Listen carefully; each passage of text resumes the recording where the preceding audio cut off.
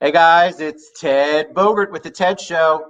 We are 4 for 4 now. We are here speaking with a former show guest. What do we call you? An alumnus, an alumni, alumnae. There's a good word for that.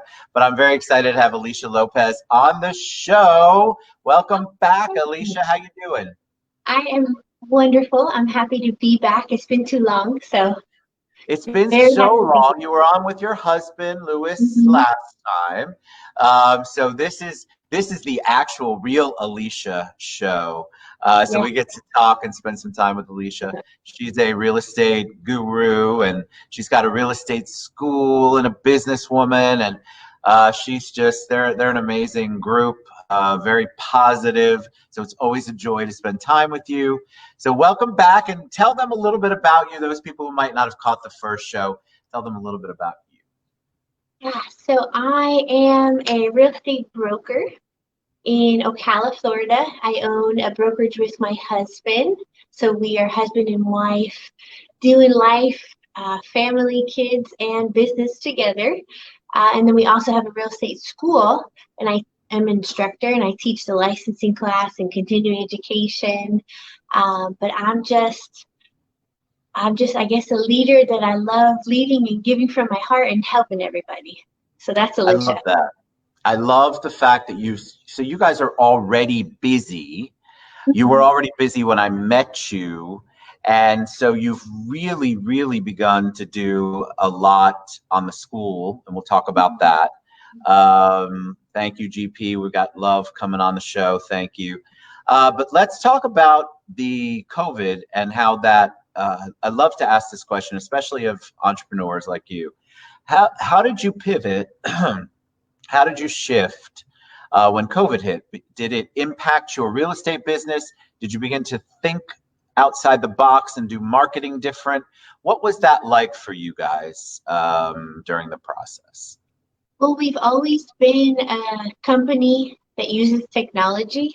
So going virtual and a lot of, Zoom and FaceTime wasn't a big deal for us because we were doing that stuff already. We just really had to like hone in and fine tune it and get agents on board that weren't quite doing it or wanting to, the fear of seeing our faces on camera. But I think it's just been such a blessing because it's pushed our business into a better direction, and it's gotten agents on board that they necessarily wouldn't have wanted to get in front of the camera that they have to now. So virtual showings, virtual walkthroughs, everything virtual that we need to do when the consumer they don't want to be face to face. So we give them Well, the they don't, option. right? They don't. They Mm-hmm. don't. Right now, it feels like the majority, well, a lot of people don't want to be face to face. So you all had to really take a shift on business in general Yeah. because yours is such a relationship versus transactional business. And so to have that relationship or to build a new relationship, what was that like when you're having to not be able to talk to your buyers and sellers in person, where you're having to do Zoom calls or all completely remote? Um, Obviously, anything at first. You hit the bumps in the road, you hit your head a few times, and you're like, oh, okay, this isn't so bad. And I really think that the consumers appreciate it because knowing that they can still purchase, because that's so important right now, home ownership. I mean, money right now. How do you say it in your mortgage world that money's cheap? It's easier, there's more buying power It because interest is. rates are low. And what better than to um, buy a home and be in your own home. So we don't know if we get shut down again. We don't know, but it's better to be shut down in the world in your own home than staying with somebody or renting. So it's a great, great time for home ownership, and being able to do it virtually. It just makes the process so much easier and safer. Are you going to continue, like, let's say the world goes back to whatever normal is, pre-COVID normal or as close as possible. Are you going to go back to the way you did business before, or are you taking all of the things that you've shifted and added with you? Definitely, there's no going back. Whatever the back to normal will be the new normal. It'll never be the old normal. And 100%. I mean, I remember before all this, when Skype was, the best way to be virtual and have face to face, they were saying that sellers wouldn't want us in their homes in 5 years and that they would want to do the listing appointment through Skype. So that's kind of where we are now through Zoom. And it's great for agents because you can have more listing appointments in one day than you can when you're face to face in somebody's home. So That's true. You can have many more appointments. I definitely was not in the beginning when it all hit. I thought, how am I going to interact? I'm a touchy feely kind of person. And so to not be physically present in the same room, how am I going to read their body language? How am I going to understand? It's really not that difficult, but I'm old and I was an old dog trying to learn new tricks. And I think that a lot of people were the same way. We didn't know what to expect. We didn't know who was going to embrace it. We knew we had to do it, but I think there was that most of us that I know had that aha moment. Wow, I can really make this work, and it's increasing my business opportunities because I can get more appointments in. I am not on the road traveling constantly back and forth. I am able to connect with more people during the day.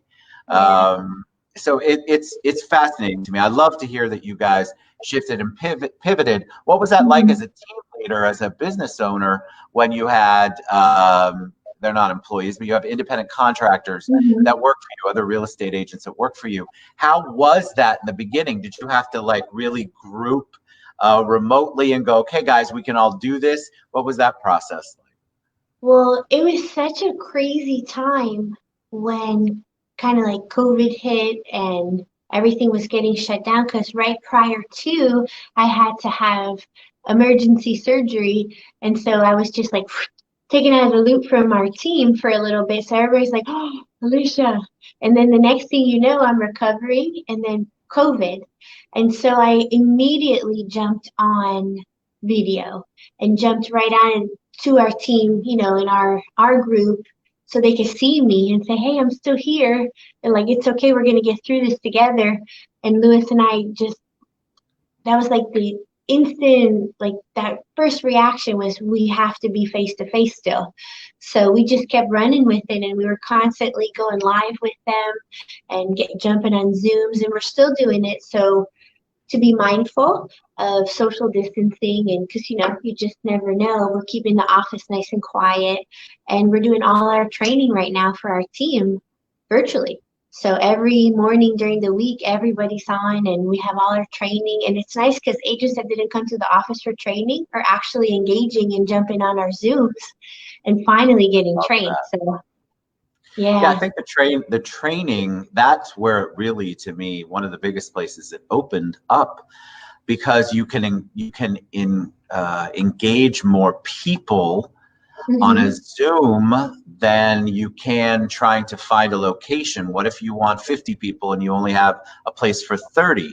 Well, you can have a ton of people on a Zoom training. What about on the education side? So let's shift from real estate, specific real estate transactions to the education side, the CE side. Why does a broker owner, why do you have a real estate school? That seems like 2 full-time jobs. Yeah, it is. Honestly, I never, like my husband and I, we never said, you know what, we're going to open up a real estate school and hey, why don't you become an instructor? It was like one of those paths that God just kind of led us on and we followed and has been such a blessing. And what we've learned from it is one, like on the licensing side, that I get to teach agents from day one. Because the way that I have my class, since I'm not just an instructor and I am a broker and I'm out there, in the trenches with our agents, and so is my husband, that when I'm teaching the licensing class, I'm giving them experience. So I've been almost 21 years in the real estate industry, and Lewis will be 25 years this October. So that's a lot of experience, a lot of wisdom. So my class is not, like, okay, here's the book, learn this, study this, memorize this. and that's okay. But in order for me to do it, I have to bring value to it, and Well, then I it's have real to world. You're know. bringing real world. The problem, I'm an instructor. I'm also an instructor for the Central Florida Insurance School. So what I find is that people don't want to be read the book. They want to know that somebody who's, like you said, been in the trenches, who Mhm. understands the market, understands the challenges. It's not just about reading. Anybody can read the book and study and pass an exam at some point. Yes.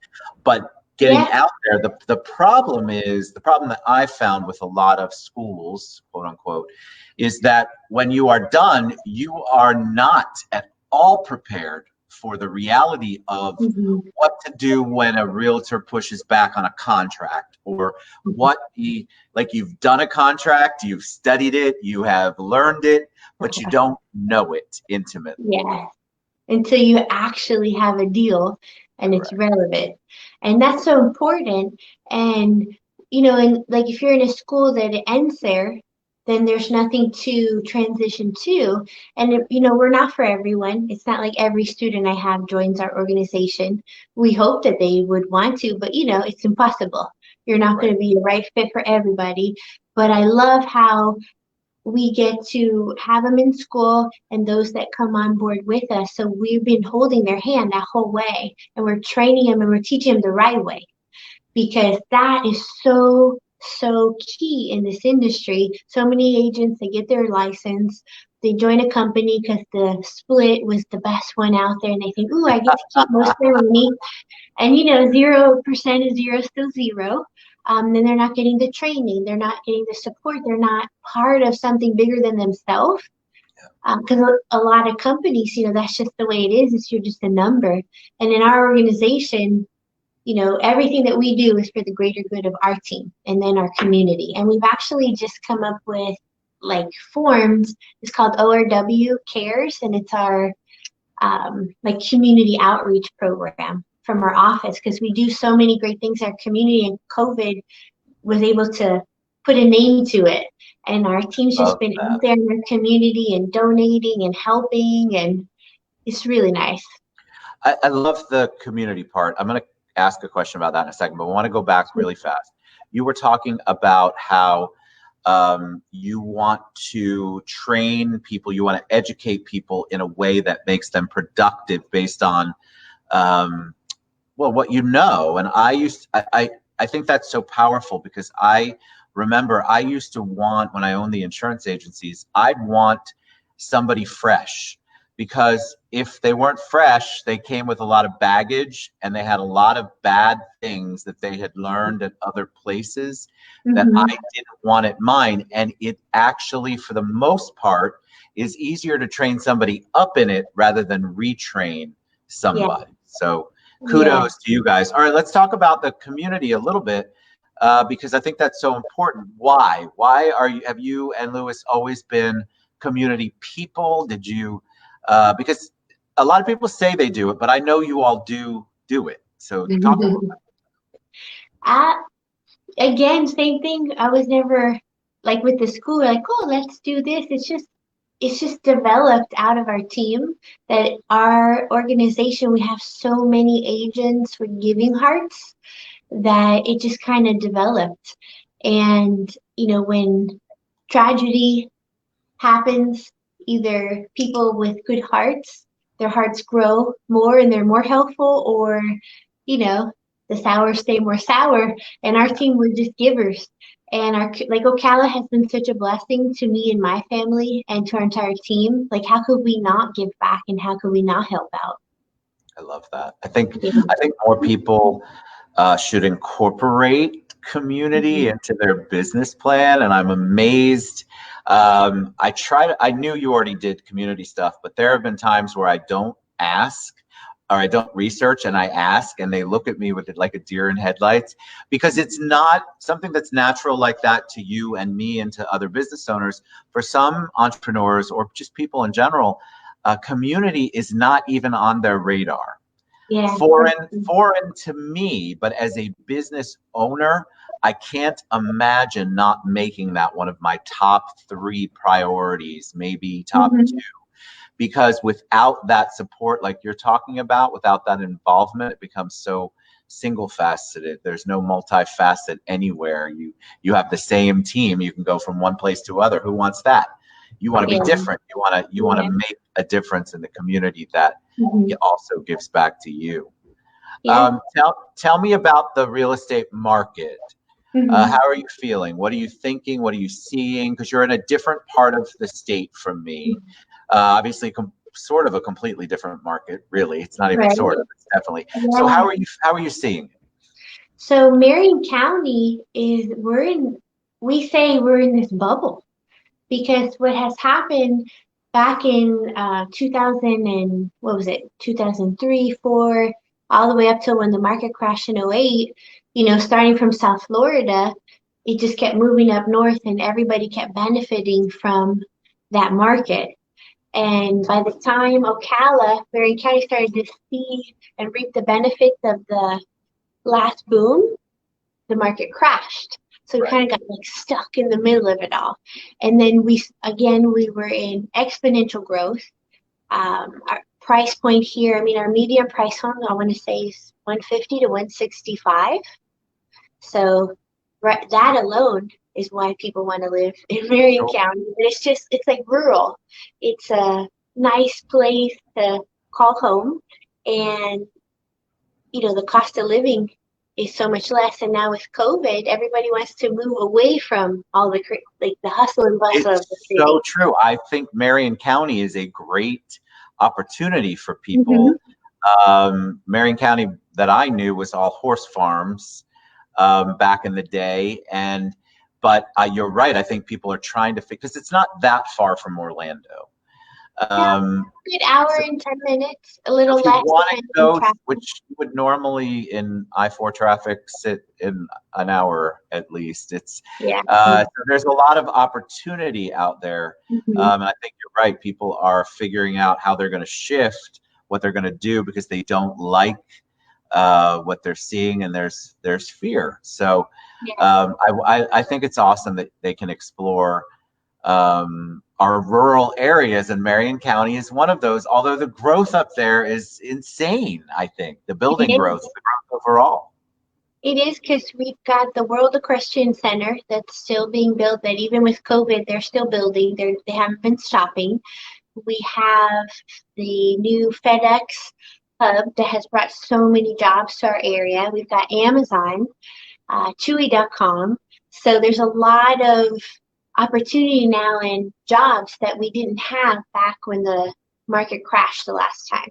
So we're just still seeing this rise. It's a great place to be. And like our agents, I mean, they still sell different areas. They're out in the villages, Gainesville. Some of them Sure. still sell Orlando, Tampa, because what's an hour? It's not a big deal. It's not as much as you all are on the phone. It's the perfect time to get caught up on your phone calls for sure. All right, I have to ask before we wrap it up. Those that go get, where did that come from? So, a dear friend of mine and coach, her name is Coach Ella Blaine. She is Real Estate Ladies Rock, and she rocks. And she always says, those that go get. And the first time I heard her say, I'm like, yes, that's how it is, because consistency what is it, outrun or outdo skill any day of the week when the skilled person is not being consistent. So a lot of times we'll see realtors in our marketplace and they're just doing business and you're like, okay, but how in the world are they doing that? Because they're not professional, maybe. Like there's something that you can pinpoint right away and they're going. They're And so going. those that go get and just don't stop going because you I will get, your time will I come. love that. I think that Mhm. you're right. I have people that will come on the show that will tell me that their business is suffering. And I Mhm. don't mean the normal suffering from everything, but I mean you can tell that they're at a basic shutdown.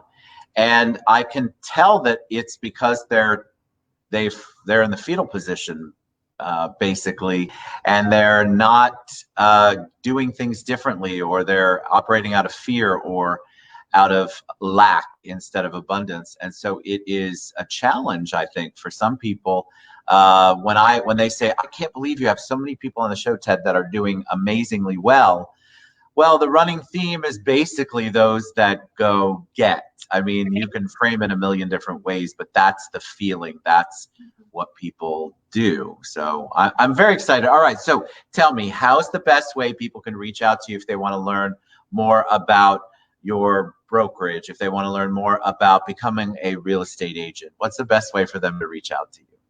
Absolute easiest way, find me on Facebook. Just message me there. That's where you can find out about everything. And we actually have our first virtual 63-hour Florida Sales Associate licensing class starting today, this evening at 6 o'clock. So now I'm teaching the whole state of Florida, not just Marion County. So, and if anyone's interested, there's still time to jump in if they've been thinking about a career in real estate, because there's a lot of career changes right now. And what better than real estate? A lot. You're always a wonderful joy to have on and spend time with. Thank you so much for coming back on the show. You've got such a great demeanor, very calming. So as an educator, that is what you guys want. Trust me, you want somebody who's calming and engaging and not boring. So reach out. I put the website, floridarealestatecareer.com, I believe. But obviously I've tagged Elisha on everything, and so we'll do it. All right. Thank you so much for being on the show, Miss Lopez. You're the best. Much love to you guys. I appreciate you. Thank you. Have a wonderful, wonderful afternoon. You guys reach out to her. She's amazing. If you're interested in a career, just because this class is starting right now doesn't mean she doesn't have other classes and opportunities. Oh, yeah. So we'll please reach out to her. All right. Thank you. Bye. See you guys later. Bye. Bye, everybody. Have a good night.